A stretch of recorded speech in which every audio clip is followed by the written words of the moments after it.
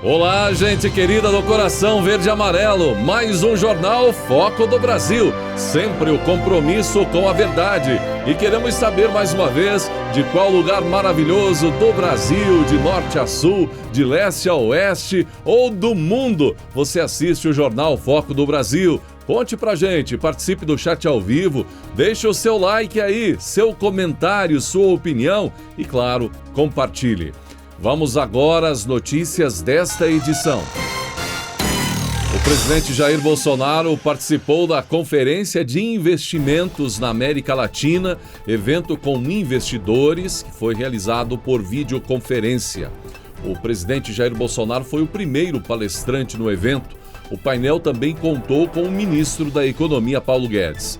Bolsonaro começou sua fala sinalizando uma recuperação da economia brasileira, dizendo que todo o trabalho que está sendo feito para criar uma economia brasileira mais aberta, eficiente e competitiva está em sintonia com a atração de investimentos estrangeiros diretos. O Brasil está em processo de recuperar seu dinamismo econômico e 2021 será um ano de resultados bastante positivos. Todo o trabalho que estamos desenvolvendo para criar uma economia brasileira mais aberta, produtiva, eficiente e competitiva está em sintonia com a atração de investimentos estrangeiros diretos, particularmente para projetos prioritários na área de infraestrutura.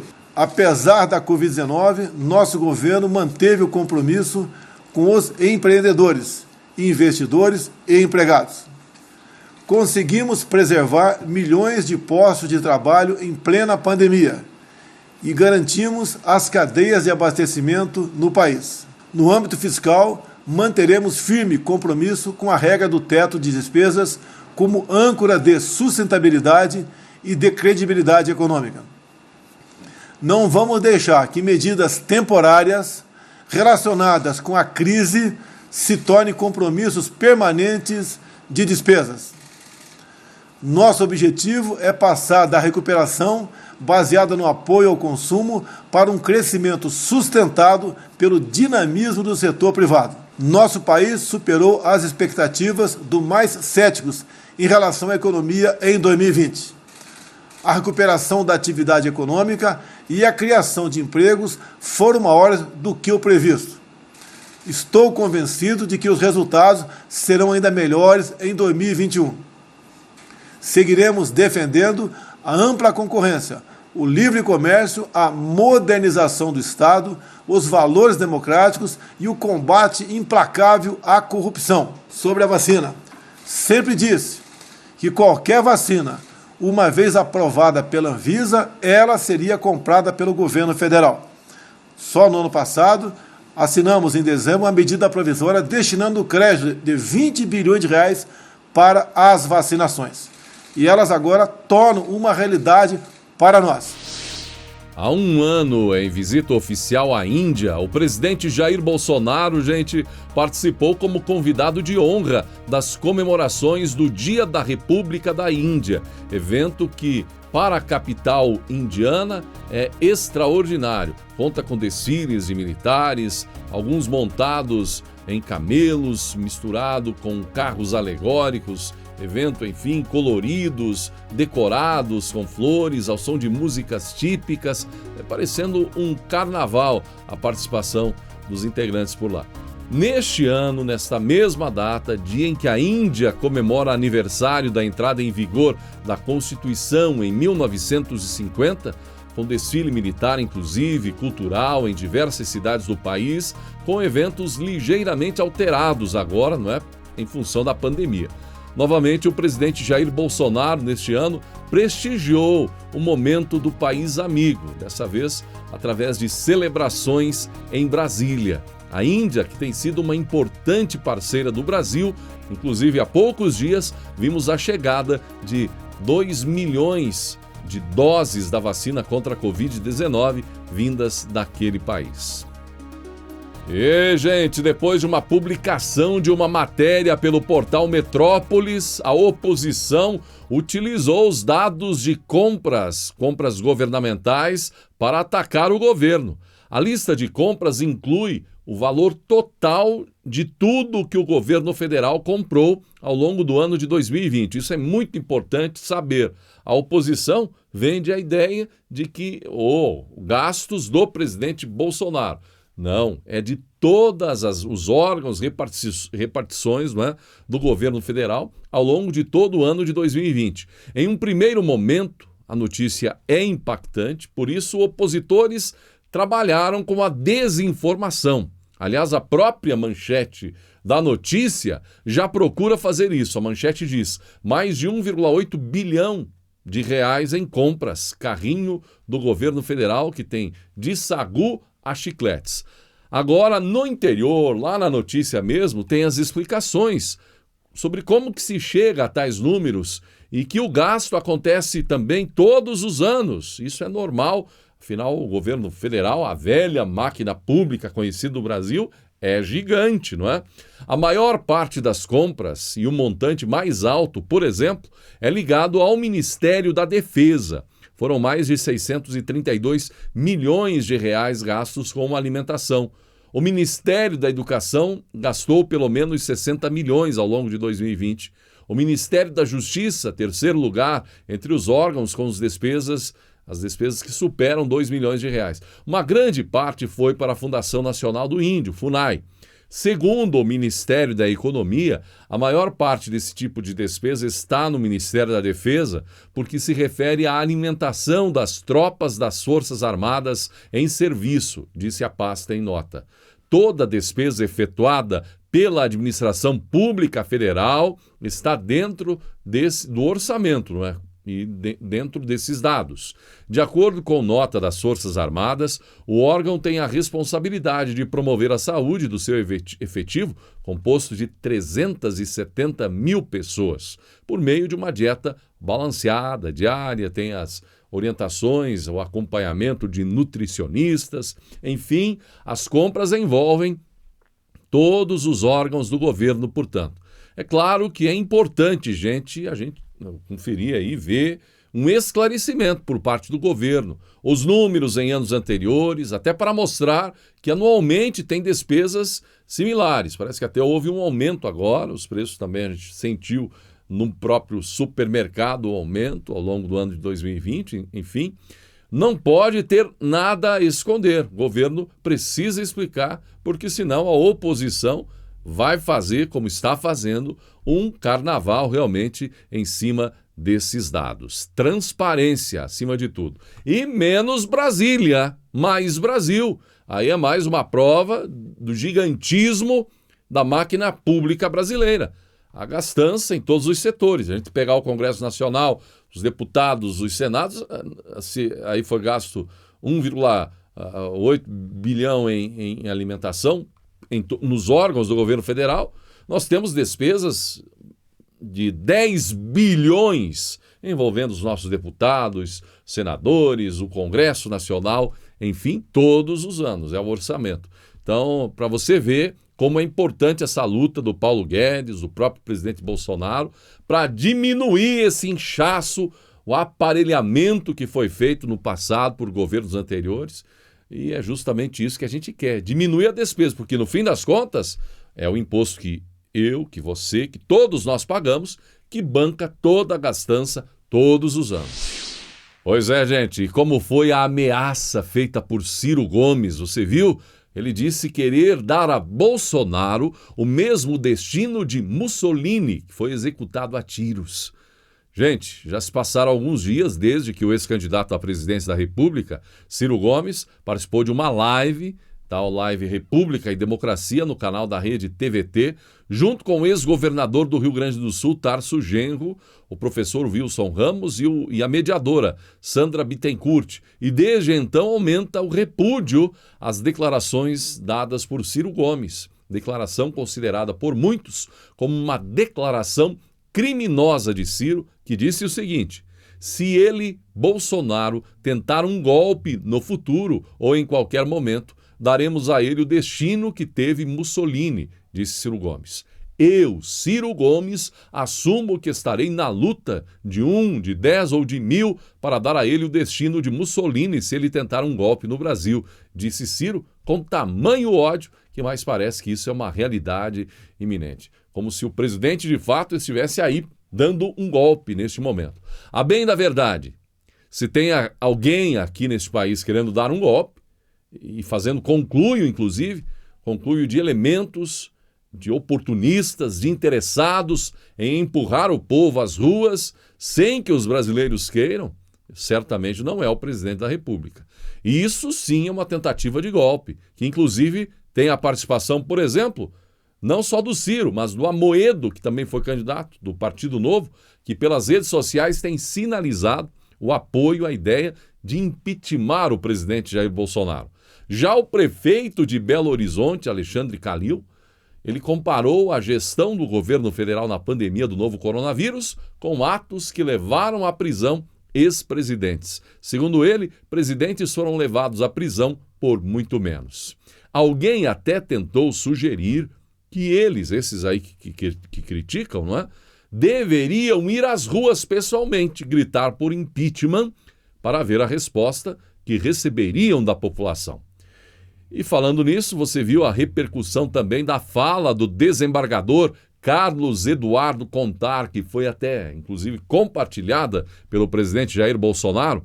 O presidente da Ordem dos Advogados do Brasil, Felipe Santa Cruz, veio a público repudiar a fala do desembargador Carlos Eduardo, presidente do Tribunal de Justiça de Mato Grosso do Sul, sobre questões envolvendo a pandemia.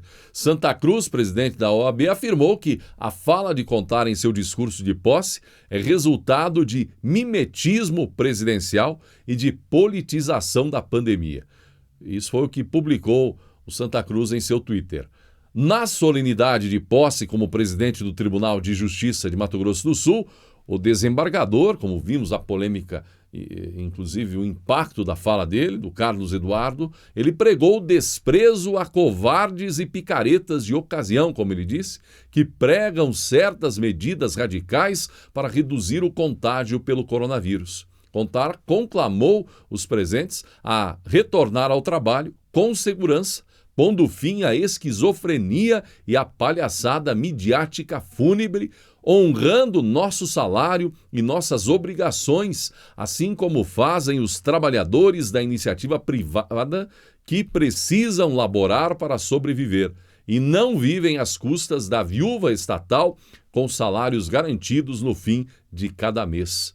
Desprezemos, pois, o irresponsável, o covarde e picareta de ocasião que afirma: fique em casa, não procure socorro médico com sintomas leves, não sobrecarregue o sistema de saúde. E, pelas palavras do desembargador, houve entendimento de recado à Mandetta, que, por sinal, também é do Mato Grosso do Sul. Contagem regressiva. Está chegando a hora da escolha do substituto de Maia na Câmara e de Alcolumbre no Senado, não é? No início da próxima semana, os parlamentares brasileiros vão decidir quem presidirá as duas casas do Congresso pelos próximos 2 anos. E até apoiadores do presidente Bolsonaro estão se mobilizando para viver esse clima com mais proximidade e, se possível, até colocar alguma pressão em parlamentares próximos pela vitória do candidato governista na Câmara, Arthur Lira, e defender a bandeira do voto impresso também nas próximas eleições. A expectativa é que, no mínimo, 2.000 pessoas vão comparecer à capital Brasília para o ato, que deve ser um ato democrático, tranquilo, ordeiro, pacífico, para apoiar Arthur Lira e também defender a impressão de um comprovante junto à urna eletrônica nas eleições de 2022. Arthur Lira tem sido apontado como favorito na eleição da Câmara, mas há a dúvida do voto secreto, que abre espaço para surpresas. Seu principal adversário, Baleia Rossi, tem o apoio formal de Rodrigo Maia, também do PT, MDB, PSB, PSDB, DEM, PDT, Solidariedade, Cidadania, PV, PCdoB e Rede, com 242 parlamentares. Já o bloco de Lira conta com o apoio de PP, PSL, PL, PSD, Republicanos, PROS, Patriota, PSC, PTB e Avante, 249 parlamentares. E o Podemos, com 10, sinaliza seguir com ele, totalizando então 259 deputados. E quem vai dando os seus suspiros finais nessa história como presidente da Câmara é Rodrigo Maia. E ele quer deixar sua marca final contra o governo e defende uma CPI contra Pazuello. A bola vai rolando pela direita. Apolo dominou, parou, prendeu, esticou. Da direita para a esquerda. O lançamento é bom, vai pintar o gol. Passou pelo goleiro, bateu para fora. Perdeu a oportunidade, Apolinho. Já em seus momentos finais como presidente da Câmara dos Deputados, Rodrigo Maia disse que o ministro da Saúde, Eduardo Pazuello, cometeu crime de responsabilidade na gestão da pandemia e defendeu uma CPI e uma investigação por parte da PGR para apurar. Ele destacou que cabe à Procuradoria-Geral da República e não ao Legislativo a afastar o ministro do cargo. Segundo Maia, a CPI vai poder investigar o papel do governo no enfrentamento da crise sanitária. Rodrigo Maia insiste na responsabilidade de Pazuello em relação ao não atendimento da oferta do laboratório Pfizer de propor acordo sobre o envio de 2 milhões de doses. Maia ressaltou que é preciso fazer uma ampla investigação e, por isso, reforçou a necessidade de uma CPI. Ele subiu o tom e bradou, abre aspas, é crime contra a população, de não ter respondido à Pfizer, de ter tratado de forma irrelevante. Só que os crimes precisam ser investigados e esperamos, minha gente, que essa CPI possa esclarecer tudo e dizer quais responsabilidades de cada um no momento mais grave de todos. Fechou aspas. Ufa! Maia culpou ainda o ministro da Saúde pelo agravamento da crise econômica. Segundo ele, se 70% da população fosse vacinada até o meio do ano, a economia poderia crescer 8% e sem a vacina o Brasil não chega a 3% de crescimento. E como não poderia ser diferente, o Rodrigo Maia, ele tirou aquela casquinha do Palácio do Planalto. Criticou o governo pelo pouco empenho na aprovação das reformas administrativas e tributárias e da PEC emergencial. Segundo ele, o governo desistiu dessas propostas e não vai gastar capital político para projetos polêmicos. Rodrigo Maia voltou a defender a aprovação da PEC emergencial antes do orçamento para garantir aos investidores que o país tem responsabilidade fiscal, sim. Sobre as eleições no Congresso, Maia voltou a se posicionar contrariamente à votação presencial para a eleição da mesa diretora, sem flexibilizar uma votação remota para os deputados do grupo de risco. Segundo ele, somente uma pressão por parte desses deputados pode reverter a decisão da mesa. Mais um capítulo dos ataques de Rodrigo Maia. De Brasília, Fábio Santos. O governo federal vai pagar, gente, nesta quinta-feira, dia 28, mais 248 milhões de reais de auxílio emergencial, beneficiando 196 mil brasileiros após análise das contestações e revisões decorrentes de atualizações de dados governamentais.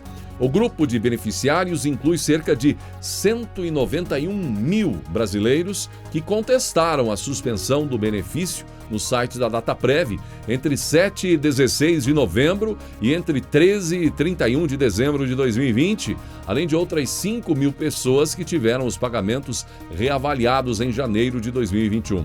Eles receberão de uma só vez todas as parcelas a que têm direito. Os recursos serão depositados na poupança social digital da Caixa e já estarão disponíveis no dia 28, tanto para movimentação por meio do aplicativo Caixa Tem, quanto para saques e transferências para outros bancos.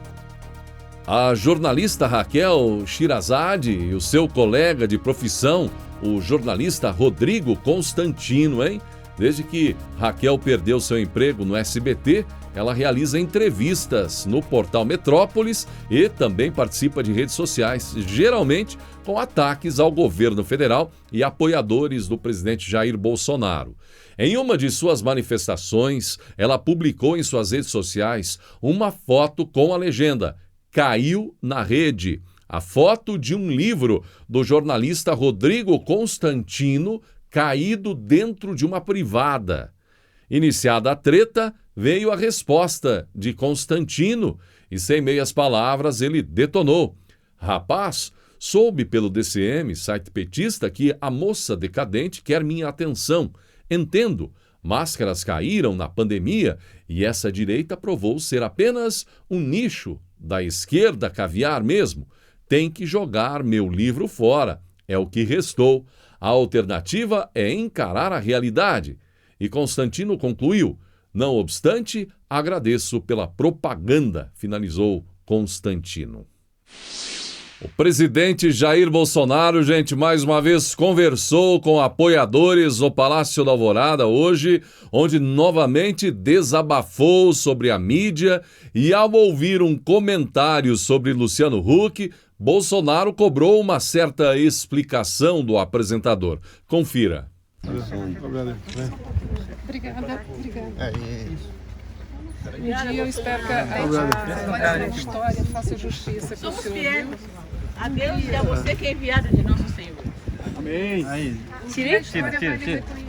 O que é duro é aguentar mentira o tempo todo, desinformação. É verdade. Né? É uma mídia, desculpa a linguagem aqui, escrota. Certo? Escrota. Tá. Mas tudo bem, não estou reclamando não. Esse é o nosso presidente. Tamo junto, meu presidente. Aquela velha turma quer voltar ao poder para fazer besteira. Né? O bem prevalecerá, o mal não vai prevalecer. Tamo junto, até 2026. É isso aí, Bolsonaro. Governo forte aí, saúde e paz. Luciano Huck não tem nem o tamanho de homem para ser presidente, viu? Tem uma historinha do equipamentozinho que ele tem que explicar também, né? Bolsonaro, realizei meu sonho. Tudo bem? Ai, que alegria, felicidade, Senhor. Muito obrigado. Tu és bom. Pessoal, obrigado pela atenção. Muito bem, gente. Gratidão pela sua atenção. Compartilhe esta edição, é muito importante. Muito obrigado pelo seu compartilhamento. E fique agora com mais uma bela e emocionante reflexão, uma linda lição de vida no canal Reflexões. Clique no vídeo que está aparecendo e acesse. E que Deus abençoe a você e a sua família.